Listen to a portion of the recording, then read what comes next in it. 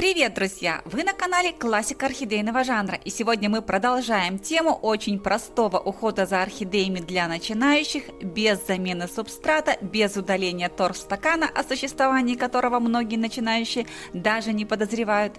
Это самые простые орхидеи голландского производства в самых стандартных горшках диаметром 12 см, которые можно купить в любом сетевом магазине, в любом строительном магазине, в любом продуктовом магазине, там, где они, конечно же, продаются.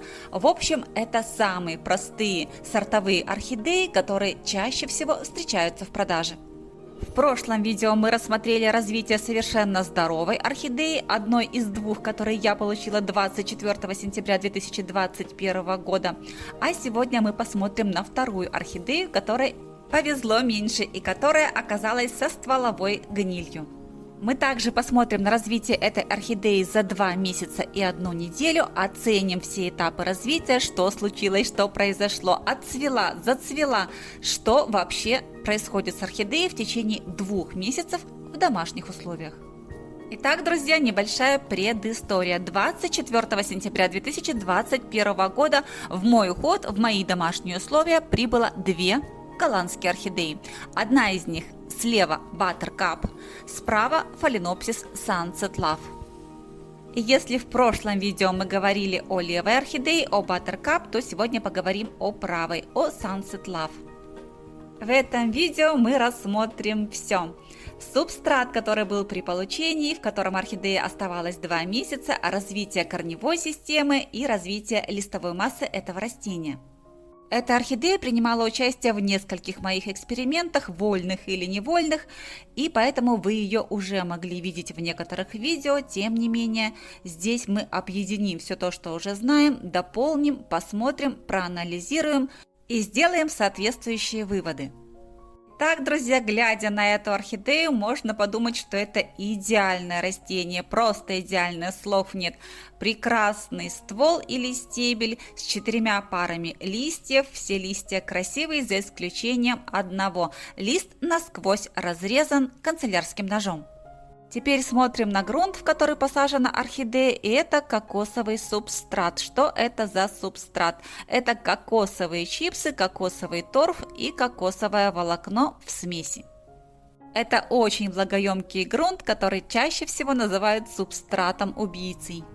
Что же убивает этот немой убийца? Конечно же, корни. Принято считать, что в таком субстрате корням долго не жить, что в таком субстрате корни загниют.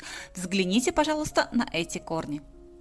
Здоровые, красивые, адекватные корни. Корни есть как внутри субстрата, так и внесубстратные корни или воздушные корни. Просто повезло, скажете вы, не всем удается заполучить из заказов такое растение. Шикарное растение. Еще раз посмотрим, какая красивая листовая масса, и оценим размер растущего листа, для того, чтобы сравнить, как он вырос за 2 месяца. Степень моего везения мы сможем оценить на следующих фото и видеокадрах. На одной из фотосессий этого растения на открытом балконе я обнаружила у него стволовую гниль. И если спереди растение выглядело совершенно и абсолютно здоровым, все у него было прекрасно, все великолепно, то, повернув растение к себе задом, я увидела вот такую красоту на стволе орхидеи. Сказать, что я была расстроена, ничего не сказать, ведь чернота уже пошла вглубь, и продавец орхидеи сказал мне все снять, все зачистить, все намазать Максимом, тем самым фунгицидом, которого у меня, конечно же, нет. Многие из вас знают, что я не пользуюсь химическими препаратами. В уходе за орхидеями я их не удобряю, я их не подкармливаю, я их не стимулирую, ничего этого я с ними не делаю. Рассказ о том, как я справилась с этой проблемой, как я вылечила эту стволовую гниль на стебле орхидеи, есть в отдельном видео. Это видео называется «Толстянка для лечения орхидей». Если вы еще не знакомы с этим видео, пройдите в плейлист «Phalaenopsis и вопросы по уходу» и посмотрите его. Я уверена, вы найдете в нем массу полезной информации для лечения ваших орхидей. Итак, 3 обработки мякотью или соком толстянки в течение 3 недель с интервалом в неделю. Уже после первого использования я обнаружила, что результат есть. Есть изменения в лучшую сторону, а точнее гниль не распространяется дальше. Для тех, кто не захочет смотреть предыдущее видео, я скажу, я обмазывала все растение соком или мякотью толстянки. Все листья от и до, ствол или стебель растения тоже, все, абсолютно все, каждый сантиметр листовых пластин растения. 3 обработки с интервалом в неделю. После 3-й обработки, после компресса, сделанного с листом толстянки, я увидела вот такой результат. Результат ошеломительный, результат сенсационный. Многим эта сенсация понравилась, многие ее оценили и взяли себе на вооружение. Вместо лечения химическими средствами и препаратами использовать сок толстянки для орхидей. В качестве мер предосторожности еще раз проговорю, толстянка в своем составе содержит мышьяк в микродозах, и поэтому я рекомендую использовать это чудо-средство только на растениях. Я не рекомендую вам крошить толстянку в салат. Мне в комментариях написали следующее. А в интернете советуют выбросить толстянку из-за ядовитости. Давайте, друзья, и мы обратимся к интернету и из него узнаем, что самыми ядовитыми комнатными растениями, которые действительно способны нанести серьезный вред здоровью, являются адениум, олеандр, антуриум, пахиподиум, диффенбахия, замиокулькас, плюмерия, пуансеттия, плющ, аморалис, белладонна. И хоть вышеперечисленные растения действительно серьезно ядовиты, многие из нас продолжают их выращивать у себя дома. Еще несколько веков назад Теофраст Парацельс сказал: «Все есть яд, ничто не лишено ядовитости, и все есть лекарство. Лишь только доза делает вещество ядом или лекарством». В моем случае толстянка оказалась лекарством. Она спасла Phalaenopsis Sunset Love. Посмотрите, пожалуйста, на свои экраны, и на них вы увидите результат. Тот самый результат, который увидела я после 3 обработок листьев и ствола Phalaenopsis Sunset Love мякотью и соком толстянки. Это лечение соком толстянки позволило мне сохранить внешний облик растения. Не пришлось удалять листья, не пришлось зачищать шею, не пришлось обрабатывать какими-то фунгицидами, ничего этого делать не пришлось. А что же пришлось сделать? Я вам расскажу. Пришлось значительно изменить уход. Я уже много раз вам говорила в предыдущих видео, и в этом повторю снова. Друзья, с любыми заболеваниями листьев, с любыми заболеваниями стебля или ствола орхидеи, любые водные процедуры отменяются. Никаких душеваний, никаких опрыскиваний, никаких увлажнителей рядом с такими растениями. Ничего, что могло бы повысить влажность вокруг листьев и ствола орхидей, тем самым усугубив проблему. И если для любой вновь купленной орхидеи я рекомендую всем микрополив, то есть полив микродозами утром и вечером ежедневно, то для растений с гнилостными заболеваниями любой этиологии, вирусными, грибковыми или бактериальными, я такой полив порекомендовать не могу. Почему? Потому что такой полив может нивелировать все достижения, которые были получены в результате лечения. На ваших экранах 11 ноября 2021 года. Орхидея уже пролечена, результат уже получен. Вы видите этот результат на своих экранах и можете наблюдать субстрат, а точнее степень просушенности этого субстрата и корневой системы. И если внизу корни достаточно увлажнены, то сверху все, абсолютно все сухое. Как же сделать так, чтобы и волки были сыты, и овцы целы, чтобы и орхидея не испытывала недостатка воды внутри своих тканей, и корневая система при этом была относительно сухой, по крайней мере, в верхней своей части? Здесь нам на помощь придет совершенно уникальный способ, как поддержать орхидею, как поддержать ее тургор во время лечения, если вы боитесь в этот момент ее поливать. Метод основан на использовании внесубстратных или воздушных корней фаленопсисов, если такие корни есть у него в наличии. Вы просто опускаете внесубстратные или воздушные корни фаленопсиса в емкость с водой, вот так, как вы видите это на своих экранах. Всего 2 или 3 воздушных корня способны поддержать растение в трудный для него период. Они способны поддержать его тургор, они способны напитать растение, способны дать ему необходимое количество воды в ткани. В отдельном видео я рассказывала о возможности использования таких внесубстратных корней фаленопсиса для его полива. И теперь я могу со всей ответственностью вам сказать, что этот метод имеет право на существование. Он действительно работает, а работает на протяжении нескольких месяцев и прекрасно позволяет орхидее существовать. Единственное, о чем тут нужно сказать, это о том, что корни должны обладать проводимостью. То есть, когда вы опустили эти корни в воду, вы должны отметить явное повышение тургора у растения. Если этого сразу не произошло, дайте фаленопсису какое-то время. Возможно, корневая проводимость восстановится, но если этого не произошло в течение нескольких часов или даже первых суток, то в таком случае нужно поискать либо другие корни, либо этот метод использовать нельзя. Более полную информацию о том, когда, как, при каких условиях и обстоятельствах можно использовать этот метод, вы можете узнать из видео «Опусти их так». Видео находится в плейлисте «Фаленопсисы. Вопросы по уходу». Ну что нам ваш метод, если мы не видим результата, скажете вы, и будете абсолютно правы. Всегда нужно смотреть и оценивать результат. И сегодня мы посмотрим на результат этого метода ухода за орхидеями плюс лечение орхидеи толстянкой. Все это мы сможем оценить уже сегодня в дальнейшей части видео. Итак, друзья, прошло 2 месяца и 1 неделя с момента получения этого растения. И мы смотрим наши достижения и результат, который мы получили. Орхидея по-прежнему не поливается сверху, верхняя корневая система вся в абсолютно сухом состоянии, и вот те самые спасительные внесубстратные или воздушные корни, которые помогали орхидее существовать все эти 2 месяца и 1 неделю.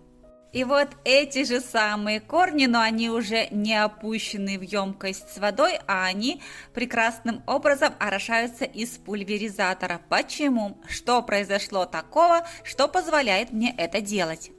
А произошло все то, чего ожидали скептически настроенные зрители, которые писали в комментариях после лечения толстянки, что подождут до значимых результатов, до их появления, что в данном случае является значимым результатом. Друзья, прежде всего это активация листового роста у орхидеи. Вы должны отчетливо понимать, что из больного стебля или ствола орхидеи листья расти не будут. Итак, друзья, представляю вам результат номер 1. Орхидея дорастила прежний лист, который рос во время покупки, и выпустила новый. Вот сейчас вы можете видеть его на своих экранах. В точке роста вы видите молодой новый лист. Как в связи с этим меняется система полива данной орхидеи? Я ввожу дополнительно к прежнему способу полива еще и микрополив, то есть микродозы воды утром и вечером каждый день.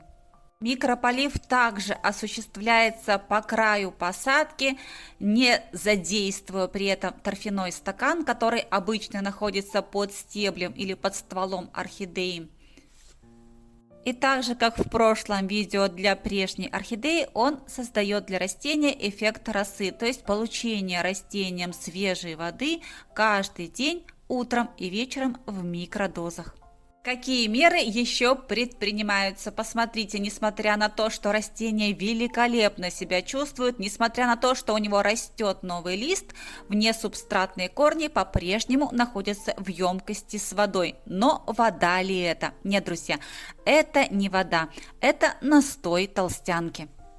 Водный настой листьев толстянки. Я взяла буквально 2 листа толстянки, порезала их на кусочки шириной не более 1-2 мм и залила кипяченой водой температурой не более 50 градусов Цельсия. Настояла все это не более суток и затем в этот настой опустила внесубстратные корни этого фаленопсиса. Для чего? Для того, чтобы провести комплексное или системное лечение всего организма орхидеи в совокупности. Настой толстянки проникнет в сосудистую систему растения и уничтожит патоген, если такой в ней присутствует. Помимо этого, я уже смело и не боясь провожу каждый день микрополив данного фаленопсиса, потому что он себя чувствует просто великолепно. Великолепный тургор, просто восхитительный. Растет новый лист, прежний лист дорос до нужного размера, общее состояние растения просто великолепное. Всю корневую систему без исключения удалось сохранить, несмотря на этот субстрат. На субстрат, который многие называют субстратом-убийцей. Итак, корни сохранены, новый лист есть, старый лист дорос, что еще есть? И может ли быть что-то еще? А еще у нас, друзья, вот это. Это новый цветонос, который только-только был замечен мною при съемках этого сюжета. Но если из будучи больного ствола или стебля орхидеи начал расти новый лист, и кроме него еще и новый цветонос, значит лечение прошло успешно и можно праздновать победу. Победу будем праздновать под наблюдение пробужденных меристемных почек на одном из цветоносов этой орхидеи. Цветоносов 2. И на обоих из них я провожу эксперимент. Об этом эксперименте или о его результатах я вам расскажу в одном из будущих видео, а пока могу сказать, что эксперимент проходит успешно. Итак, друзья, подытожим. За 2 месяца и 1 неделю мы вылечили фаленопсис с помощью толстянки. Мы сохранили полностью его корневую систему в субстрате убийцы с помощью аккуратного микрополива и полива с помощью внесубстратных или воздушных корней. Мы вырастили тот лист, который рос при покупке, и получили еще один молодой красивый лист. Мы пробудили меристемные почки на цветоносах и получили еще один цветонос. Вот такие результаты и достижения за 2 месяца и неделю с помощью воды и толстянки. Еще раз проговорю одну очень важную истину. Не вода виновата в проблемах ваших растений и в их заболеваниях. В этом виноваты неправильные условия содержания орхидей, неправильное культивирование или агротехника орхидей в ваших домашних условиях.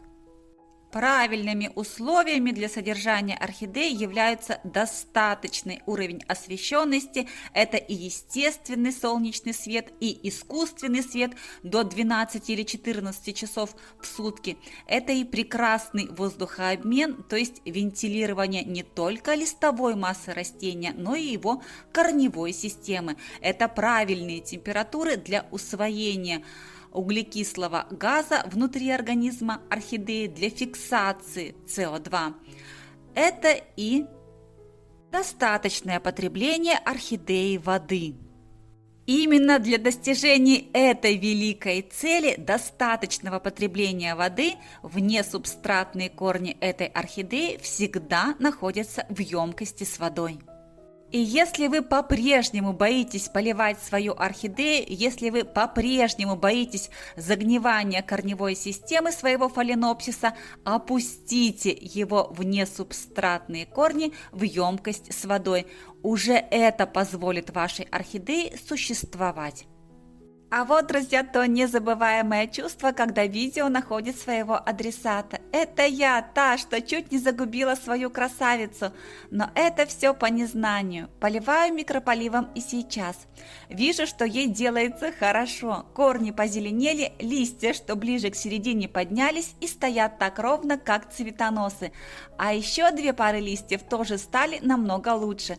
Разговариваю с ней. Верю, что у нас все получится. Даже страшно представить, если бы нас не познакомил YouTube. Еще раз большущее человеческое спасибо. Друзья, в последний день осени, 30 ноября, во Владивостоке случился очередной природно-погодный коллапс. Выпало очень много снега, пурга, вьюга, снежные заносы, сорванные крыши с ближайших домов, сплошные пробки, все как всегда. Системы жизнеобеспечения, во всяком случае в нашем районе, не пострадали, а это уже радует. Первый день зимы Владивосток встретил в белом праздничном наряде. Завершать свое видео по-прежнему буду минуткой красоты для тех, кто любит невероятные ароматы. Перед вами начало цветения дендробиума Берри Ода. Невероятно ароматная орхидея с нежным медовым запахом. Это самое начало цветения. В прошлом году дендробиум цвел с октября по апрель. В начале цветения я насчитала 13 цветоносов. Конечно, не все они еще сформировались и распустились, тем не менее цветение обещает быть обильным. И вот именно на этой приятной медовой ноте я буду завершать свой сегодняшний рассказ. Напоминаю, 21 минуту вы провели на канале Классика орхидейного жанра. И если вам понравилось это видео, если вы захотите вернуться на канал вновь, поставьте, пожалуйста, пальчик вверх под видео, подпишитесь на канал, если раньше вы этого не сделали, жмите на колокольчик, чтобы первыми получать уведомления о выходе новых видео, и оставайтесь со мной, ведь впереди у нас много интересного.